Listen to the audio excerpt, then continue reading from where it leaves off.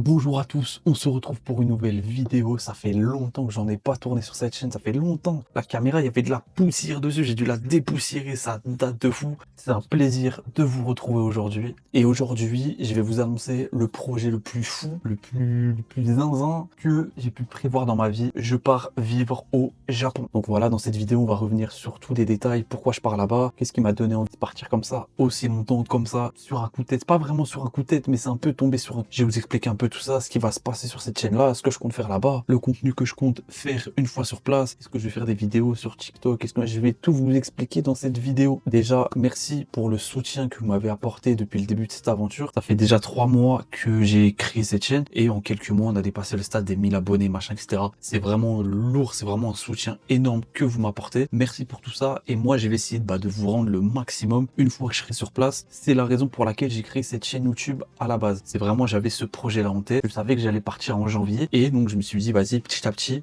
on va réalimenter cette chaîne, on va essayer de refaire marcher un peu l'algorithme. Aujourd'hui, si vraiment je suis face à cette caméra, c'est que ça a marché. Sinon, je serais parti en soum soum. Je vous aurais rien dit. Donc, merci pour tout. Le Japon. Pourquoi je compte partir au Japon? Pourquoi je compte partir à l'étranger? Pour quelles raisons? Qu'est-ce qui m'a poussé un petit peu à tout ça? Je vais tout vous expliquer. Déjà, il faut savoir que niveau études, j'ai un master. J'ai un master en communication digitale et en data analyse. Donc, j'ai eu mon master en novembre 2023. Ça fait déjà 1 an que j'ai un master. 3-4 mois de pause après avoir validé mon diplôme et je suis parti à l'aventure. Je suis parti à New York, je suis parti au Japon, je suis parti en Corée, je suis parti voir des matchs de Ligue des Champions un peu partout en Europe, j'ai vraiment bougé, je suis parti voir des matchs à Londres, je suis parti voir des matchs à Madrid et vraiment je me suis dit, toutes ces années-là d'études, je suis passé à côté de tant de voyages et tant d'aventures, même si j'avais de l'occasion de voyager un petit peu, mais c'était que des petits voyages d'une semaine, puis après tu repars, puis après tu penses, t'es en vacances, tu penses déjà au lundi matin lorsque tu vas reprendre le travail ou les études et je profitais pas vraiment à fond à 100%. Et le Japon, c'est ce qui m'a frappé. En fait, le Japon, je suis resté 10 jours au Japon et en 10 jours, j'avais l'impression d'avoir fait, j'avais même ma rue où je dormais, j'avais même pas l'impression d'avoir fait le tour. Et une fois que je suis rentré, les gens me disaient, ah, mais du coup, t'as pu faire ça? Mais du coup, t'as pu faire ça? Et moi, je disais, non, j'ai pas eu le temps, j'ai pas eu le temps. Et vraiment, je me suis dit, allez, le Japon, c'est vraiment une partie de ma vie, hein. Moi, j'ai grandi avec les mangas, les animés, j'ai vraiment grandi avec cette culture-là. Souvent, les gens, ils me disent, t'as un master, pourquoi tu trouves pas un taf direct? Normalement, un master, le travail, il vient à ta porte. Oui, mais il faut savoir que là où j'ai eu mon diplôme, on est 30 000 à avoir eu le même diplôme en même temps. Le diplôme que j'ai eu en communication digitale, c'est un diplôme qui a explosé. Il y a 10 ans, personne ne savait ce que c'est. Là, au moment où j'ai validé mon diplôme, en fait, on l'a tous validé en même temps. C'est une branche qui a explosé. Donc, forcément, t'as 10 000 étudiants qui ont un diplôme en même temps, mais il n'y a pas encore 10 000 emplois qui sont créés. Donc, forcément, les places, elles sont sélectives. Et je peux vous refaire quelques entretiens que j'ai eus, hein. Bonjour, voilà, je m'appelle Anis, je viens d'être diplômé d'un master en communication digitale et en data marketing. J'ai 2 ans d'expérience en alternance. Tenez, voici mon CV. Non, c'est bien, mais trop jeune. Pas assez d'expérience. Ouais, mais nous, on prend qu'à partir de bac plus 6. Hein. T'as qu'un bac plus 5, c'est demain. À 1 an, qui aurait pu avoir le poste? Ouais, mais trop jeune. Nous, on prend que à partir de 30 ans. Désolé, t'as pas 30 ans. On ne prend pas, désolé. Trop bronzé. Hein? Non, mais les prétentions salariales que vous demandez sont beaucoup trop hautes. Vous pouvez pas viser un tout petit peu plus bas? Genre le SMIC, c'est bien le SMIC en vrai, hein. Franchement le SMIC, donc voilà, c'est vraiment des entretiens que j'ai eu pur et dur, hein. Vraiment les gens ils m'ont dit non, tu verras le SMIC c'est bien, mais dans ce cas-là, je vais travailler en intérim. L'intérim, je gagne beaucoup plus. C'est la raison aussi pour laquelle j'ai décidé de partir à l'étranger, me faire une expérience à l'étranger de travail. J'ai un visa de travail pour aller au Japon, je pars pas vraiment non plus sans option. Et le but c'est aussi d'alimenter cette chaîne-là et aussi voir ce que l'avenir nous réserve. On sait pas encore ce qui peut se passer là-bas.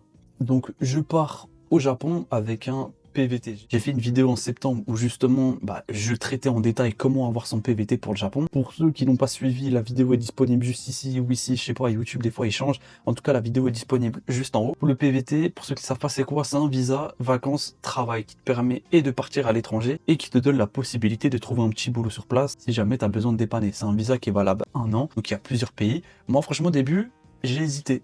J'hésitais entre le Canada, l'Australie et le Japon. Les 3 ont des avantages et les 3 ont des inconvénients. L'Australie, déjà le visa est payant, donc c'est 1 000 $. Et j'ai jamais eu vraiment d'attache avec l'Australie. Ensuite, il me restait le Canada et le Japon. Le Canada, c'est le premier pays auquel j'ai fait une demande parce que j'ai toujours aimé un peu cette culture un peu à l'américaine. Mais le Canada, le problème, c'est que le PVT est sur tirage au sort. Et moi, je me suis pris beaucoup trop tard et évidemment, j'ai pas été pris au tirage au sort. T'attends que ton dossier est tiré au sort parmi 17 000 dossiers. Il me restait que le Japon parmi les 3 pays auxquels je voulais y aller. Et donc, j'ai fait le dossier, machin, etc. J'ai tout détaillé dans la vidéo que j'ai fait avant. Et donc, j'ai été pris. Mon dossier a été validé en août. Fin août, il a été validé. Alors, souvent, les gens me disent, ouais, pourquoi tu pars début janvier? Pourquoi t'es pas parti direct? Tout simplement parce que je voulais travailler un petit peu avant. l'argent, histoire de mettre des sous de côté au cas où il m'arrive une galère là-bas, au moins je pars pas avec zéro sur le compte. Donc ce que je compte faire au Japon, bah déjà partir, vivre, vraiment vivre l'aventure 100%, vous la partager du mieux que je peux via des lives. Toutes les vidéos YouTube que je vais faire, ce sera beaucoup de vidéos, donc j'ai acheté une caméra, je vais me trimballer partout avec, via les TikTok, les shorts, je vais faire le max que je peux. Je pense même à ouvrir un site internet où mettre vraiment toutes les photos que je prends là-bas. Il y aura aussi un compte Insta avec un maximum de photos. Je pars le 13 janvier, lundi 13 janvier, donc je sais pas quand la vidéo sortira, mais là à l'heure qu'il est, on est le 6, on est lundi 6, donc je pars dans une semaine. Donc je pars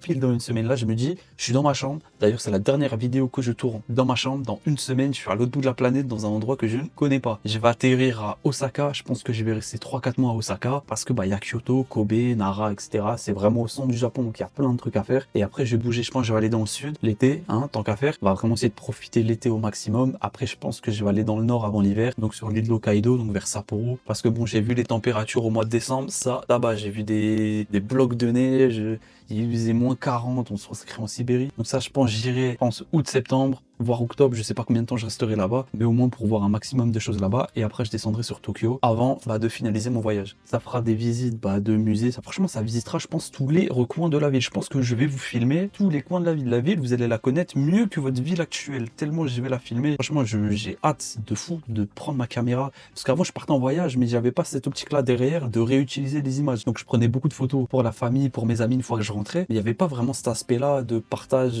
universel. J'ai pas ce partage là de YouTube, donc j'ai plein d'archives, mais malheureusement c'est pas exploitable ou très peu exploitable. Au-delà de visiter les temples, les villes, les machins, c'est vraiment la nature, la forêt, partir dans des petits villages, prendre un vélo, partir à la journée et tourner dans toutes les villes. Évidemment, je pense qu'on assistera à des matchs de foot. Ils ont une grande culture du baseball. Je ne connais rien à ce sport. Je connais rien du tout. On va tout découvrir sur place. Pareil, j'ai vu qu'il y a beaucoup de basket là-bas. Il y a l'exposition universelle d'Osaka. Vous savez pas ce que c'est, moi non plus. Je savais pas avant de tourner cette vidéo-là, mais on découvrira tous ensemble. Donc voilà, j'ai un an d'aventure au Japon. Je sais pas si je resterai un an. Peut-être que je resterai 6 mois, peut-être 8 mois, peut-être 10 mois. Au bout d'un an, ils vont me dire t'es bien gentil mon pote, mais tu vas vite rentrer chez toi avec ton passeport. Et vraiment, le jour où ils ont accepté mon dossier, comment j'étais heureux. J'ai dû aller déjà jusqu'à Paris. Et tu sais, ils te rendent le truc, tu sais même pas en fait. T'es même pas sûr. T'as envoyé, t'as pu faire le meilleur dossier de la Terre. Ça se trouve, le gars, il était juste pas content. Il a dit quoi, lui? Bah, vas-y, je l'emmène pas. Allez hop, annulé. T'arrives là-bas, tu sais pas encore. Parce que l'ambassade, ils t'appellent. L'ambassade, ils disent, ouais, vous pouvez venir récupérer votre dossier. Mais ils vous disent pas. Ils disent oui, non, peut-être, je sais pas, tu verras sur place. Donc, t'as fait tout le trajet. T'as le temps de miroiter. T'es dans le train. Tu dis, bon, je l'ai pas, je l'ai pas. Jusqu'au moment où t'arrives et tu dis, non, c'est bon, tu peux partir. Alors là, comment t'es heureux. Tu ouvres ton passeport, tu le regardes pendant 15 minutes. Tu dis, ouais, peut-être c'est sûr. Ah, peut-être qu'il y a une option annulée, je l'avais pas vu. Donc voilà, c'était un peu l'annonce de mon départ. J'espère que la vidéo vous a plu. C'est une petite vidéo sans trop de montage, c'était juste histoire d'annoncer que même moi, dans tous les cas, c'est foutu. Dans tous les cas, je pars, je peux plus faire marche arrière maintenant. Je vous mène avec moi dans mes prochaines aventures. Allez, à bientôt.